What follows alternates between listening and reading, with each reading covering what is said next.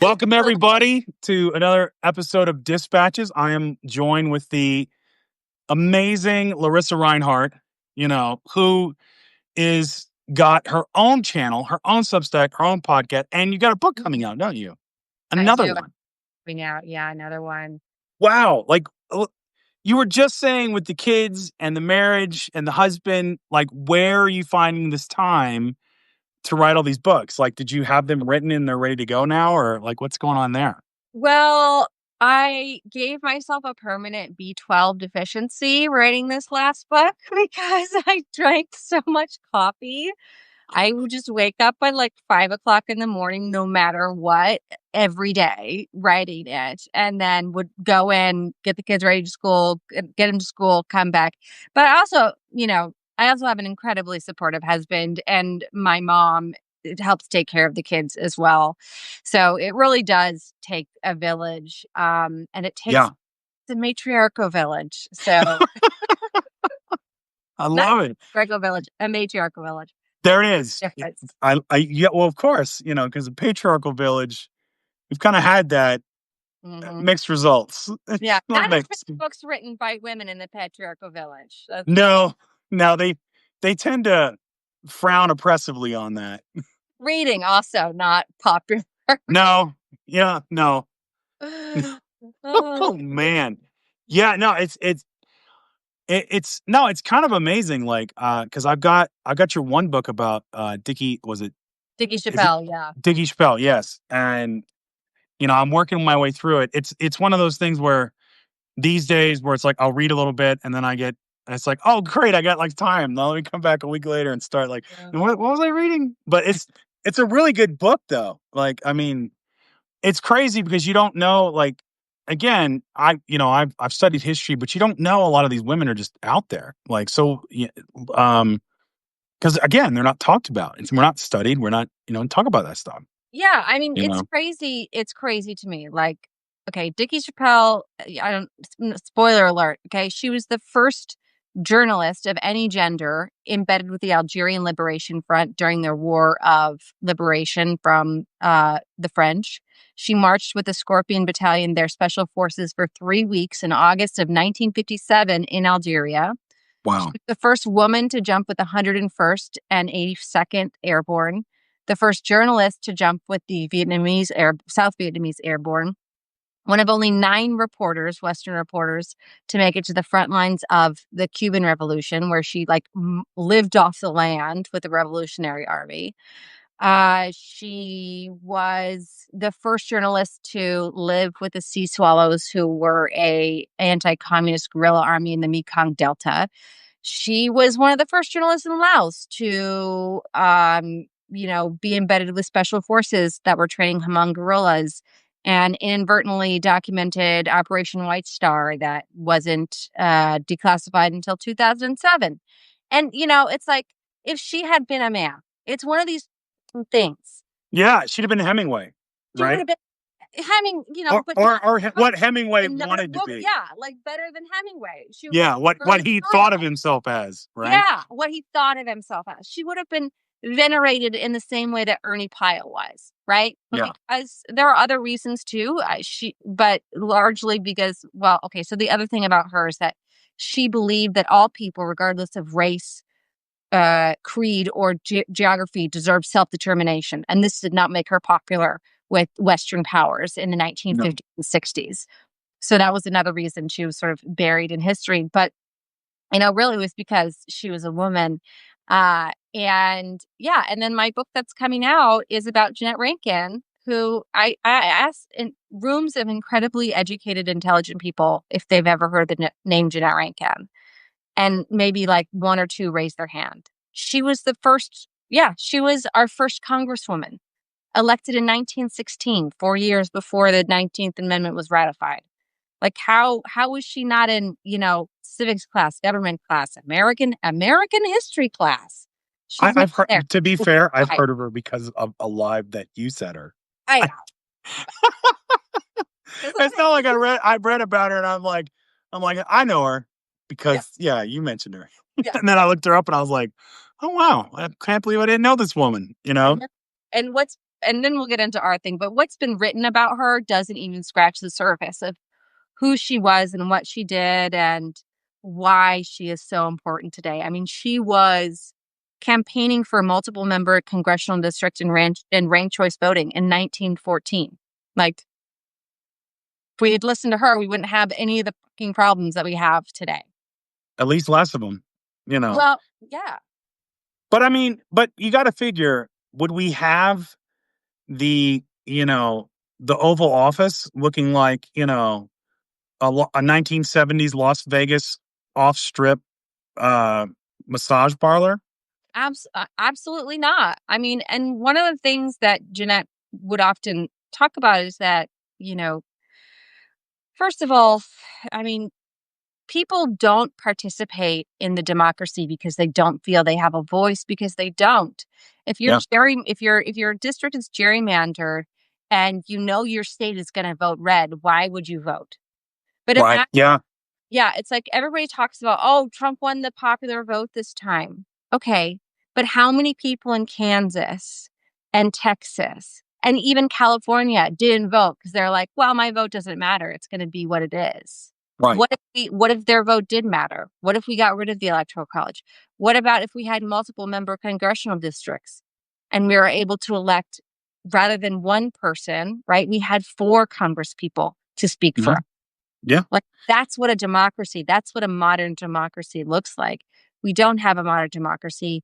What we really have, which I learned from writing this book about Jeanette, is the vestiges of the monarchical system that were sewn into the founding of this country that have never been evolved out of, which we should have done 100 years ago.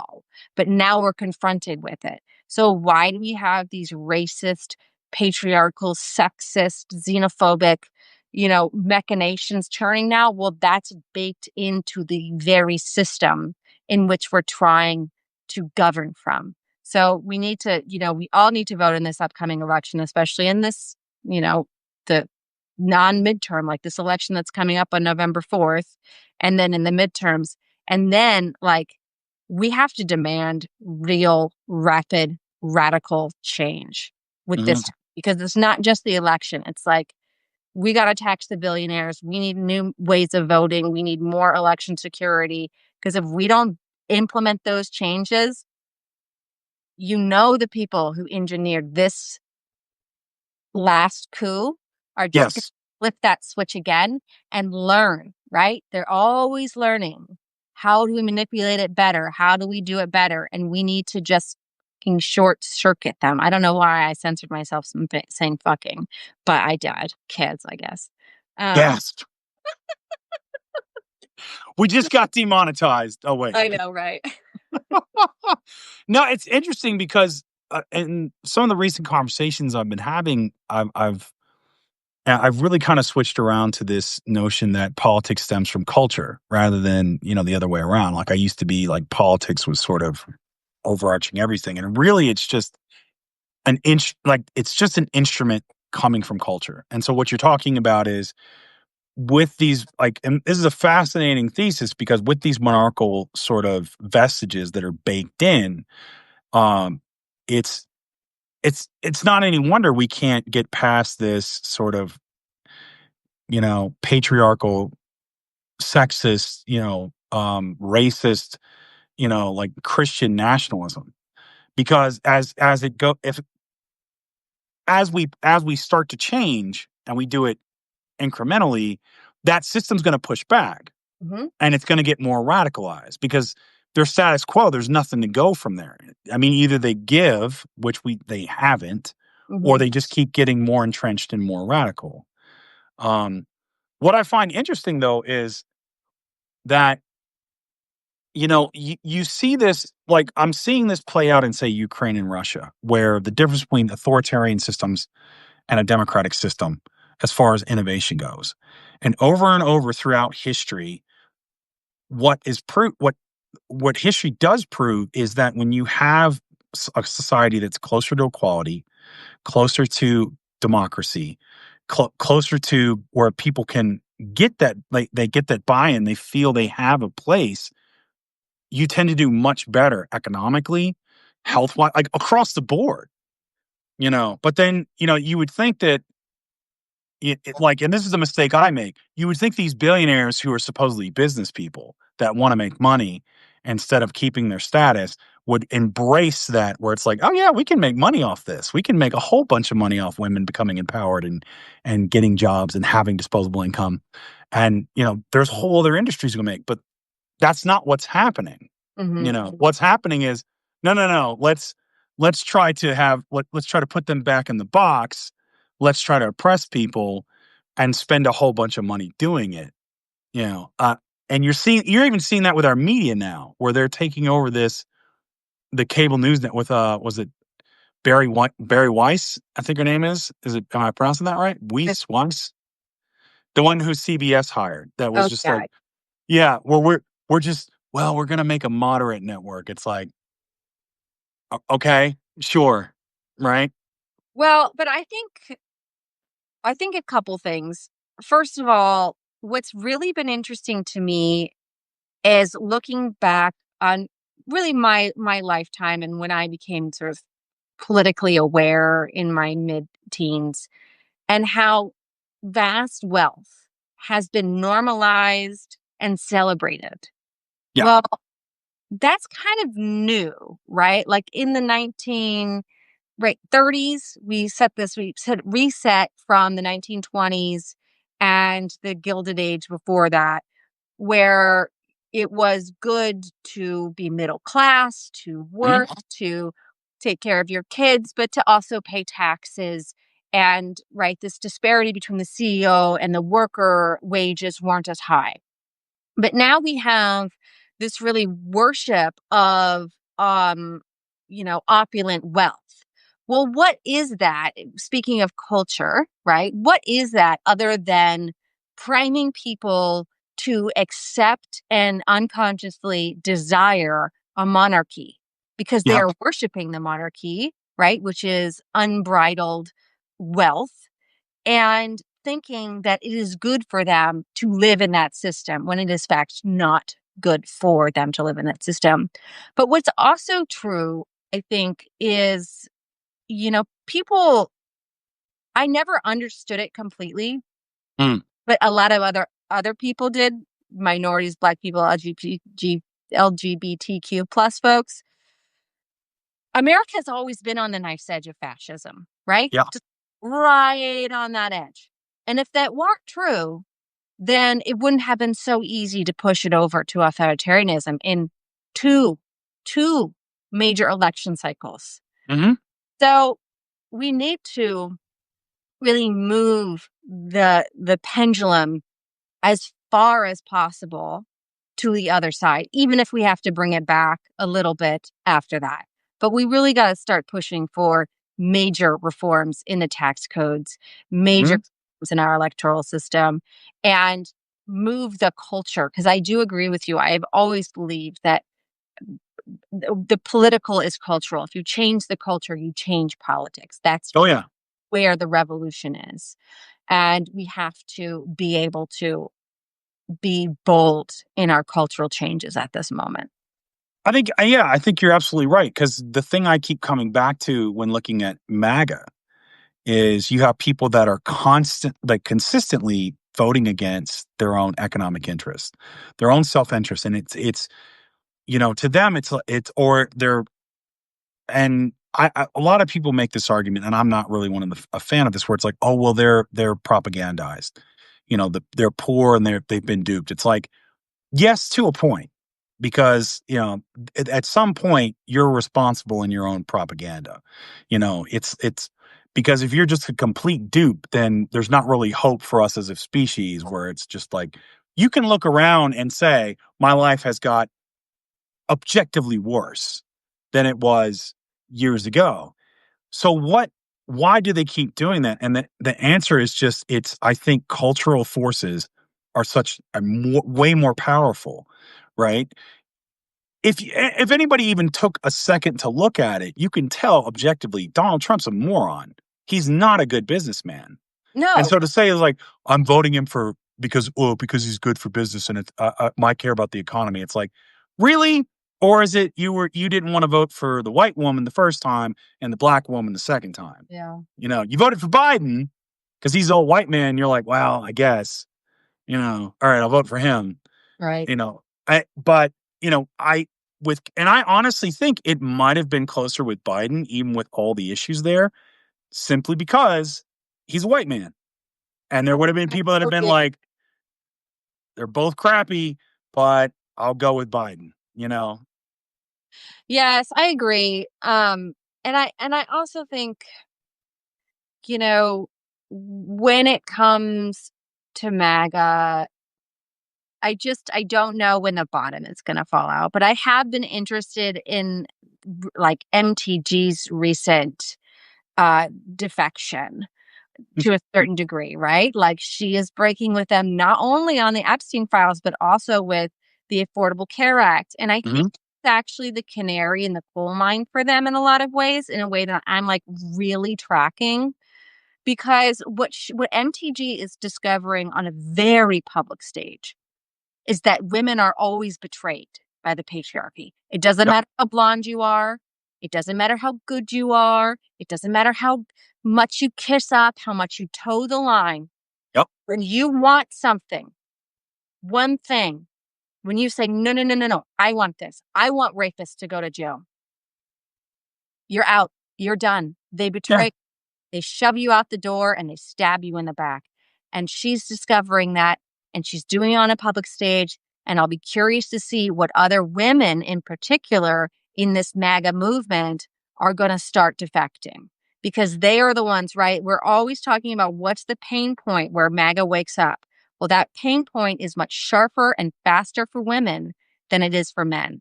And women vote more often and women vote more consistently. So I'm curious to see, in these special elections coming up, we see it a lot, like the Dems winning, but we also see, right, in super red districts, the Republicans winning by less. And I need to go back and do a gender breakdown of those districts, but I bet you every dollar in my pocket that it is the women who are voting differently. So, you know what? And I think you're right because I remember this is about a month back. Oh, That's Rich had a note out and a video I watched, and he kind of broke down some data, and he dove through it, and he specifically mentioned women voters. Mm, And while this shouldn't be shocking, it's because of we're a patriarchal society. Women voters shockingly tend to care more about or are in touch more with grocery prices, cost of things, CPI, whether they call it that or not, they know what things cost because what is it like 80% of households the woman does the grocery shopping? What a shock, right? Like I mean, I'm used to like I'm living the bachelor's life, so I shop for myself. So I'm like, all right, I guess, I mean, but and the thing is I think and I don't I'm just this is anecdotal, but it would seem to me with some the data that's come out in the recent elections, like I think this is more the case with women. If everything is good economically, then they're allowed to vote their cultural interest, right? mm, Whatever that may be. If it's I'm a Christian and I'm MAGA and it's like these feminists are giving us good women mothers a bad eh, name. aim. So, Uh, yeah, yeah. So they'll vote that. But when it comes down to it, suddenly it's we can't keep this going on because I'm responsible for the household budget. I have to make sure the kids get fed. I have to make sure that these things happen. They're not doing it, so all right, I'm voting for this. And then so then practicality comes in. Whereas with men, I think oftentimes where it's like we're the last ones to pivot because it's that privilege. It's that, oh, we're gonna be fine. yeah. Like, I talked Well, about this. I think one of the hardest things I had was when I was in my early 30s and I was in a down spot and I was like, I've got a college degree and I'm a white dude and like, why am I not successful? mm, And then I had to reconcile with like, oh, because you're not guaranteed that just because of this, bro. yeah. You know. And I had that kind of come to Jesus moment where it was, but again, but when you talk look people of women and people of color, and LGBTQ have dealt with that their whole lives. Mm. It's not a question. So, what do you think about that? You know, Well, yeah, I mean, I think that's why they that's why they don't vote fascist, is because they know that they are already living on that knife's edge and they're very aware of it. But speaking of, women, right, and feeling that pain point, particularly in rural areas, first of all, we see all these rural medical, clinics shutting down and hospitals. But then today, 51 senators, recommended that RFK Crazy Town Stupid Pants take a look at providing mifepristone, which is basically abortion pill, through telehealth. Well, this is the only way that many, many, many women in rural areas are able to get reproductive care. yeah, That abortion is illegal in these Jane Crow states. And, people always say, oh, for men, think about it if you're a daughter. What if this was your daughter, your sister? I mean, okay, sure, l- definitely empathy, exercises of empathy are great. But okay, now the voter is the woman and it's you and it's and it's not the husband. I mean, of course, it's the husband's daughter too, but it's the mom's daughter who can't get, an abortion pill when she gets accidentally pregnant in college. And you can't afford to send her, 5 states away to get health care. I mean, it is becoming so their agenda to hmm roll women and the entire country back by 50 to 100 years is so becoming so blatant, and they're just really pushing so hard on it. So I'll be curious. I'm really curious to follow this story and how it changes um, people's opinion of the GOP, who are not, who are supposed to leave it up to states' rights and so on and so forth, but are clearly heading for a national abortion ban in every way, shape, and form. yep, So, as to your question, you know, how can we I think what you're really asking is how can we convey the sense of urgency and empathy for the more vulnerable among us while hmm all of us are about to be more vulnerable. And so I think just continuing to share your story is always the best way to change hearts and minds, speaking of culture. So, no, 100%. I absolutely agree with you. I think it's fine to read off. I was in a call today, working with a nonprofit about. We're talking about veteran suicide rates, and obviously they're going up. I'm part of something to where it's like, how do we help bring awareness to this? And I said, you got to personalize this to non-veterans. They've got to see themselves. That's why you need stories, right? They got to see themselves in that. Like, oh my, as like I haven't served, but that's me. Because a lot of times, even veteran organizations do this. They go, well, we're special and we're set apart, right? And then what that does is it's like, I understand that. That's fine. But then that removes you from the humanity of it because mhm, then people see you as something altogether not like them, you know, where it's like, oh, I couldn't do that. It's like, sure, you could. You sign up, you go to boot camp. Trust me, those drill instructors will get you across the line. You'll do it. you'll I'm do. just a normal guy like you. And I think that same thing applies to women. So back to your point of how would you feel if this was your sister or your daughter? It's like, well, I would hope she'd feel safe enough if she was in a bind and she could come talk to me, Mm, and that she wouldn't feel like she had to keep it secret, right? yeah. That she was in trouble, like real trouble. She'd have that openness and honest communication, and the fact that you're not fostering that environment says a hell of a lot more about you than a potential choice, a hard choice that she might have to make, and you cutting her off from that Mhm. is a problem, you Yeah. know. And that's the thing that kills me is like, and it's wrapped up in that patriarchal mindset of, well, we have to be protectors of women. And by that, we have to think for them. We have to make decisions for them. We have to Right. limit their choices. It's like we have to protect them from themselves. It's And like, themselves, yeah. Like, no, fool. It's like they're people, But you I know? like okay, so you talked about veterans, and I was just watching this clip where, veteran pay or active military pay is threatened by this shutdown. Mhm. And which to me is insane Yep. that the Republicans aren't just, running back into Congress to get this done. And I'm like, how many more times and how many more people can the Republican Party and the Trump regime betray before there's all out chaos? Because it's becoming to me unhinged. I mean, I know sending the National Guard to liberal cities, but at some point, folks in rural areas are going to wake up and say, nobody's buying my soybeans. Nope. All of my government bailout just went to the bank to pay off my debt and none of it in my pocket. I don't have a hospital within 5 hours. I, you know, and I'm at risk of losing everything.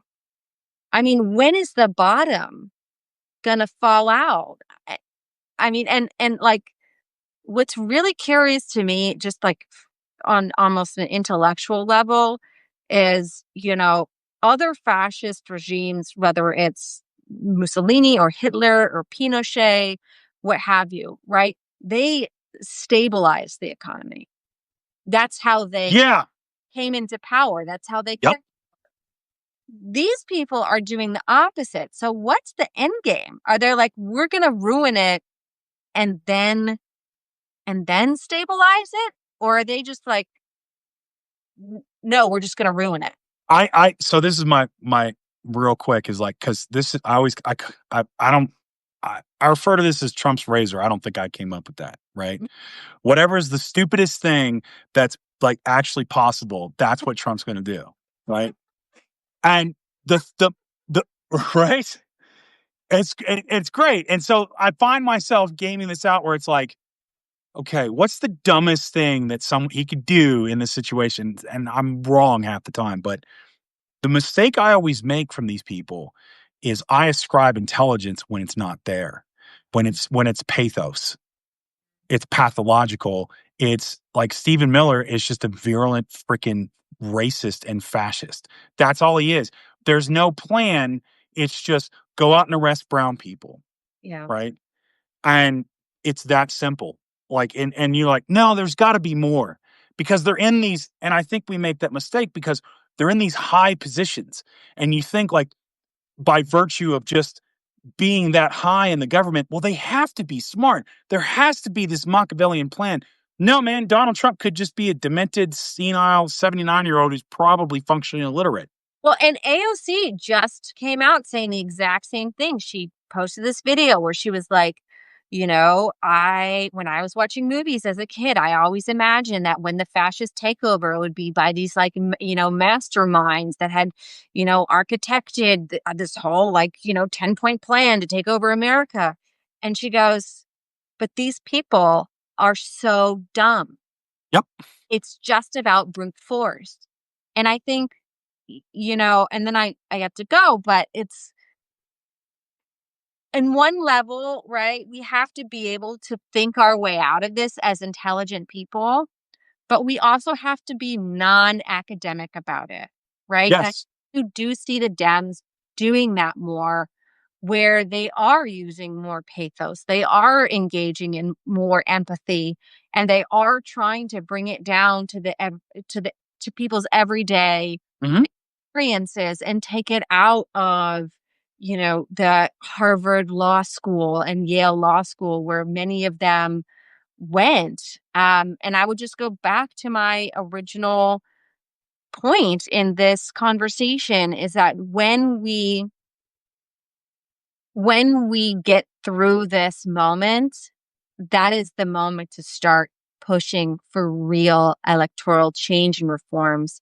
Because while I think the Dems are doing a better job, I also think that we need representatives that actually represent the people and not just the moneyed class.